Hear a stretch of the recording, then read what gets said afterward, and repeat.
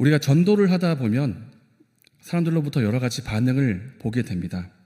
복음의 내용을 다 듣고 영접 기도까지 따르는 분들이 있는가 하면 어떤 사람은 듣기를 거부하고 기도하기도 거부하는 사람이 있고, 심지어 어떤 사람은 나한테 오지 마라, 다가오기도 거부하고 욕하면서 나가라고 하는 사람도 있습니다.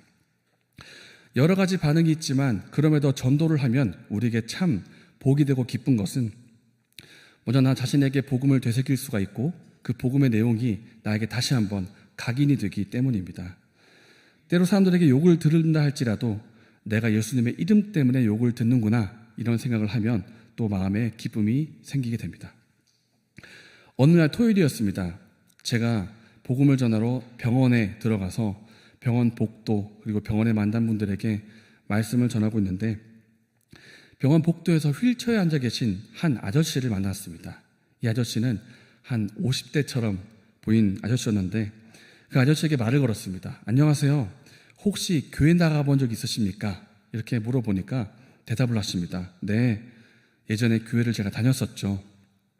저도 이전에 예수님 믿었고 교회에서도 봉사 열심히 했었습니다. 그런데 지금은 아닙니다. 저는 이제 예수님을 떠났습니다. 이제 저는 더 이상 회개할 기회를 잃어버린 사람입니다. 이제 저는 더 이상 회개할 기회를 잃어버린 사람입니다. 아저씨가 하신 마지막 말이 저에게 적잖이 충격이 되었습니다. 뭐라고? 속으로 얘기했습니다. 뭐라고? 회개할 기회가 더 이상 없다고? 정말 놀랐습니다.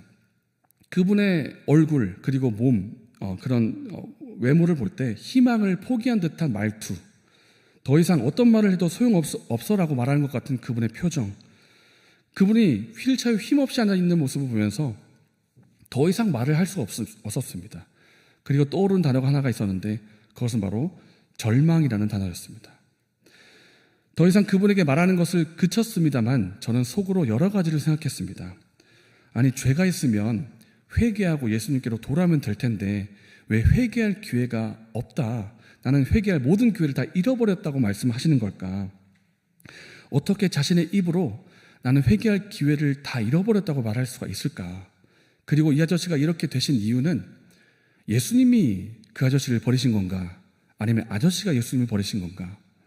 여러 가지 질문과 고민이 떠올렸습니다마는 아저씨에게 더 이상 물어보지 않는 이상 그 이유를 정확히 알 수는 없었습니다.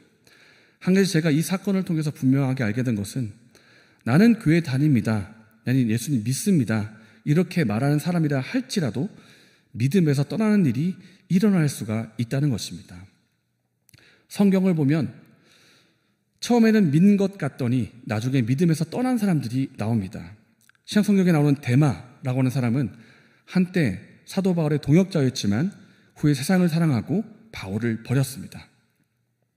에베소 교회에 헛된 말을 퍼뜨렸던 사람이 있습니다. 후메네오라는 사람이 있고 또 바울에게 해를 입혔던 알렉산더라는 사람이 있는데 이 두 사람은 믿음에서 파손했다라고 표현이 되어 있고 나중에 사탄에게 내어준 바 되었다, 이렇게 말을 하고 있습니다. 그리고 사도 바울 자신도 말하기를 나는 선한 싸움을 싸우고 나의 달려갈 길을 마치고 믿음을 지켰다라고 말을 합니다. 바울에게 하나님이 허락하신 이 믿음이 있는데 내가 믿음을 잃지 않고 끝까지 지켰다, 이렇게 말을 하는 것입니다. 이것을 볼 때 우리에게 믿음이 있는데 이 믿음에서 탈선하게 만드는 일들이 또한 있고, 그렇기 때문에 우리의 믿음을 지켜야 한다는 것을 우리가 알 수가 있습니다. 왜 믿음에서 탈선하는 일들이 생기겠습니까? 믿음을 흔들고 탈선하게 만드는 세상의 유혹과 핍박이 있기 때문입니다. 교회를 다니면 금전적인 형편이 나아질 것 같아서 교회에 나갔습니다. 근데 막상 교회를 다녀보니 경제적인 형편이 나아지는 것 같지가 않습니다. 오히려 세상을 따라 살아가는 내 친구가 더 돈을 많이 버는 것 같습니다. 예수님 믿기 전에는 가정의 가정이 화목하고 또 서로 관계가 편했는데 믿고 나니까 종교적인 이유로 갈등이 생기기 시작합니다. 너는 왜 잘 드리던 제사를 드리지 않느냐? 이렇게 믿지 않는 가족들이 나를 힘들게 합니다. 또 내 주위의 불신자가 잘 되는 것을 보면 내 마음이 복잡해집니다. 이 친구는 하나님도 안 믿고 하나님 무시하면서 사는데 왜 잘 되는 걸까 계속? 이 사람은 하나님 말씀과 전혀 상관이 없이 자기 마음대로 살고 있는데 왜 승승장구하면서 계속 잘 되는 것 같을까? 하나님은 이런 사람을 왜 심판하지 않으시고 가만두실까? 우리 주위에 일어나는 이런 일들이 우리에게 유혹이 되고 또 우리에게 핍박으로 다가옵니다. 우리로 하여금 믿음에서 탈선하게 만드는 걸림돌이 되는 것입니다. 이런 일이 생길 때 우리는 어떻게 해야 하겠습니까? 주변에 있는 이런 일들 때문에 우리의 믿음이 흔들리려고 할 때 우리는 어떻게 믿음을 지킬 수가 있겠습니까? 먼저는 하나님께서 우리에게 주신 소망, 이미 우리가 갖고 있는 그 소망을 잃어버리지 않고 꼭 붙들어야 합니다.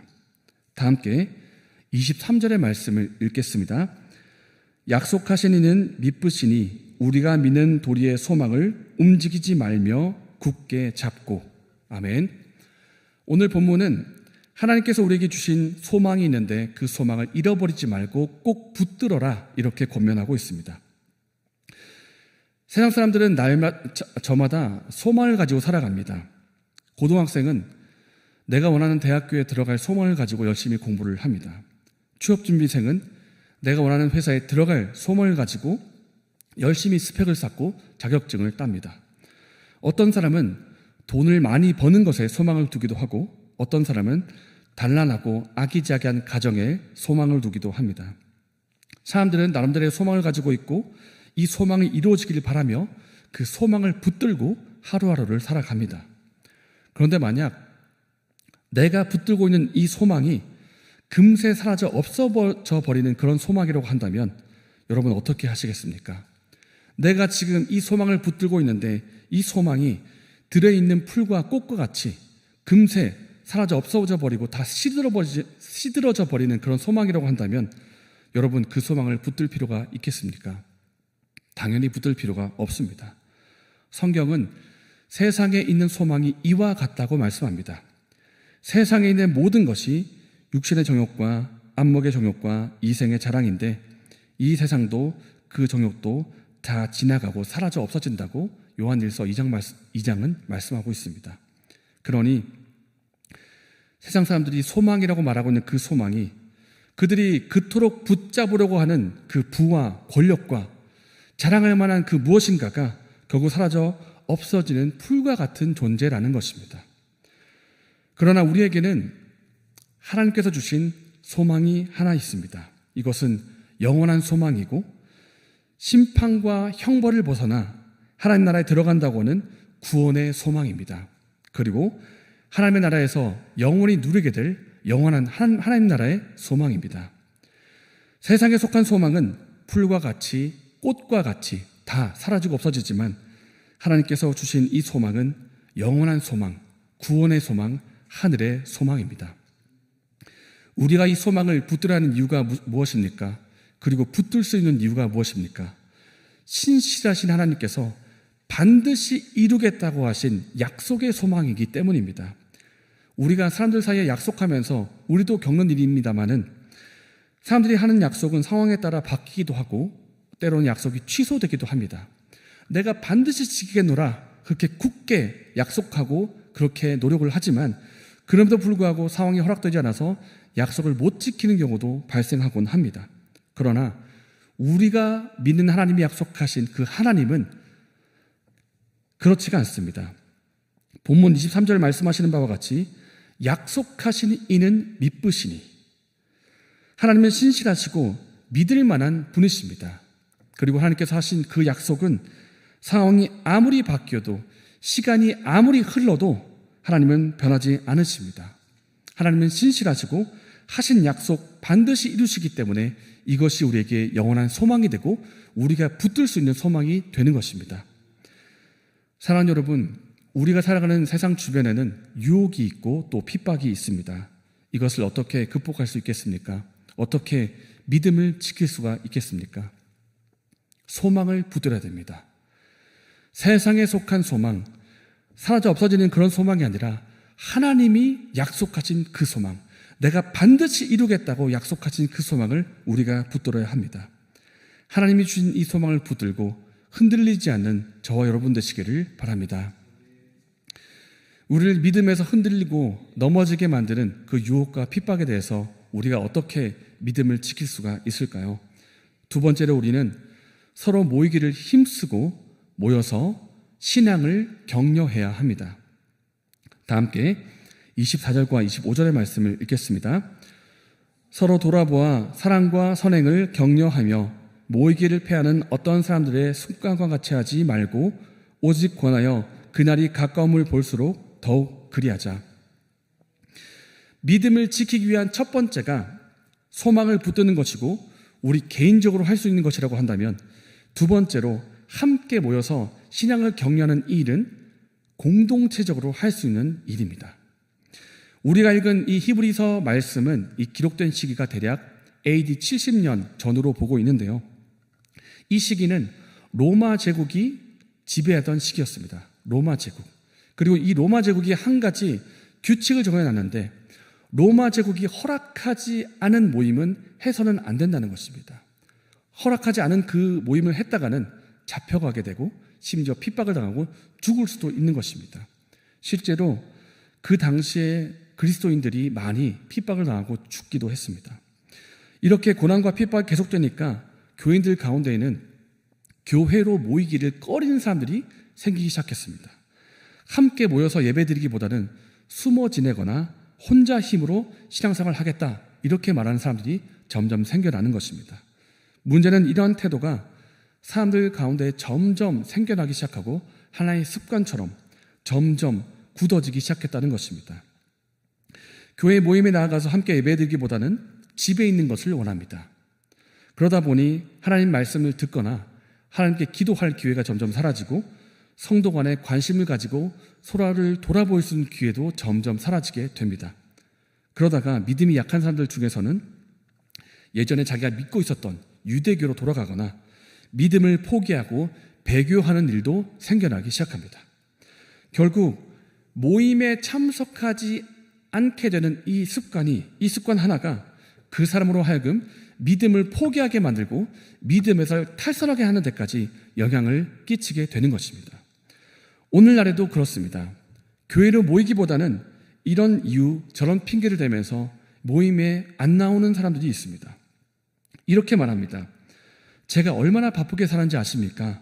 저는요, 하루 24시간이 부족한 사람입니다.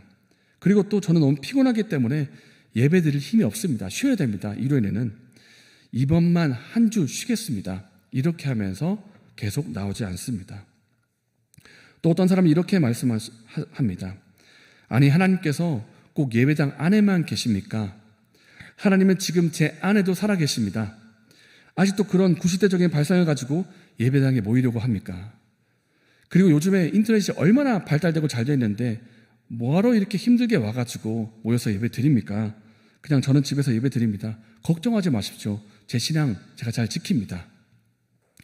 걱정하지 말라고 하시는데 저는 걱정하지 말라고 하는 그분이 걱정이 됩니다.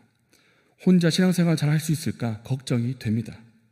하나님은 우리를 독립적인 존재가 아니라 상호 협력적인 존재로 우리를 함께 모여있는 모임인 교회로 부르셨기 때문입니다. 우리가 서로를 향해서 지체라는 말을 합니다. 그 이유는 골로새서 말씀처럼 우리가 예수님을 머리로 하고 서로가 함께 모여있는 교회 한 몸을 이루고 있기 때문입니다. 교회가 모여서 함께 예배드리고 한 분 하나님을 예배하고 하나님으로부터 공급하시는 은혜를 받을 때 교회를 구성하는 구성원 한 사람 한 사람이 영적으로 건강하게 자랄 수가 있는 것입니다.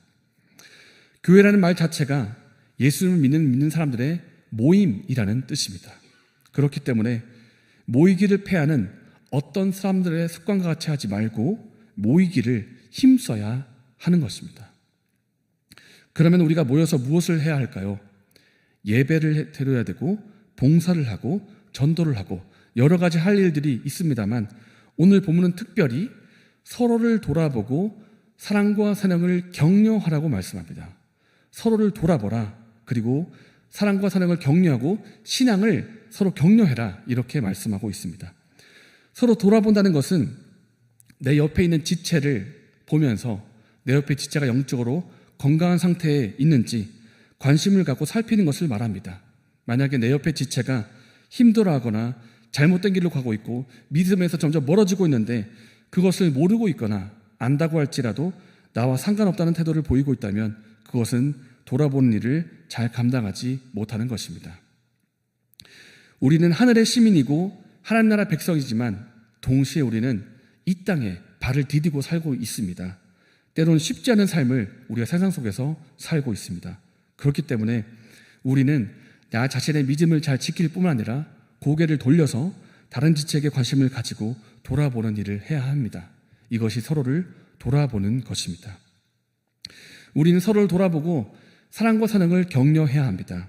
사랑은 다른 사람의 유익을 구하고 그 다른 사람의 유익을 돕는 것을 말하고 있고, 선행은 그 다른 사람을 돕기 위해 실제로 행동을 취하는 것을 말합니다. 교회에 잘 나오지 않은 지체가 있는데 그에게 주는 우리의 관심 하나가 그 사람이 다시 교회에 나오게 되는 계기가 될 수가 있습니다. 우리가 지체에게 해주는 격려의 말 한마디가 낙심해 있는 그의 믿음을 다시 세울 수가 있습니다. 우리가 먼저 사랑과 선행을 실천하면 다른 지체가 이 사랑의 공급과 사랑의 은혜의 공급을 받고 또 다른 사람을 도와줄 수 있는 지체가 될 수가 있습니다. 그렇기 때문에 우리가 다른 사람을 돌아보고 사랑과 선행, 신앙을 격려하는 일이 필요한 것입니다. 사랑하는 여러분, 우리는 마지막 시대를 살고 있습니다. 불법이 점점 성행하고 있고 사랑이 식어져가는 시대, 유혹과 핍박이 거세게 몰아치는 이 시대에 우리가 믿음을 지켜야 됩니다. 믿음을 지키기 위해서 먼저는 하나님이 주신 그 소망을 붙들기를 원합니다. 구원의 소망, 장차 누리게 될 하늘의 소망, 이것을 굳게 붙드는 은혜가 저와 여러분에게 있기를 바랍니다. 그리고 둘째로 이 시대는 옛날처럼 모인다고 해서 핍박을 받지는 않지만 더 모이기 힘든 시대를 살고 있습니다. 세상에 넓게 번져져 있는 개인주의와 이기주의, 편의주의가 모이는 것을 굉장히 귀찮고 싫고 부담스럽게 느껴지는 그런 시대를 살고 있기 때문입니다. 우리는 모이기에 힘써야 됩니다. 하나님께서 우리를 교회로 부르셨고 교회로 모일 때 하나님이 주시는 은혜를 공급받습니다. 교회로 모일 때 서로에 대해서 관심을 갖고 돌아볼 수가 있고 사랑과 선행, 신앙을 격려할 수가 있습니다. 사랑하는 여러분, 마지막이 가까이 올수록 하나님이 주신 이 소망을 굳게 붙들고 더욱 모이기에 힘쓰는 은혜가 저와 여러분에게 있기를 바랍니다.